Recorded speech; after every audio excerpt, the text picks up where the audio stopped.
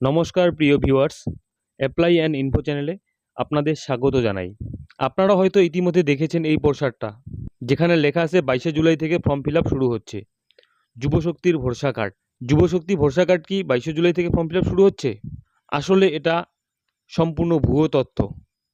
সরকারি ওয়েবসাইটে এখনও অবধি কোনো সরকারিভাবে বিজ্ঞপ্তি জারি করা হয়নি। চলুন আমরা দেখে নিই সরকারি ওয়েবসাইটটি এখন কী অবস্থাতে রয়েছে, সেখানে কি কোনো বিজ্ঞপ্তি জারি করেছে কি না। বন্ধুরা দেখে নিন, এটা বাংলার যুবশক্তির সরকারি website. Government of West Bengal লেখা আছে।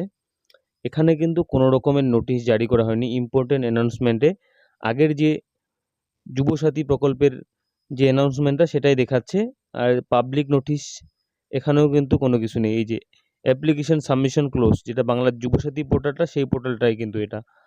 তো সরকারিভাবে কোনো যুবশক্তির এখনও ঘোষণা করা হয়নি কবে অ্যাপ্লাই হবে কি কবে হবে না। তো আপনারা অপেক্ষা করুন, যখন অ্যাপ্লাই হবে তখন সরকার ঠিক ঘোষণা করবে।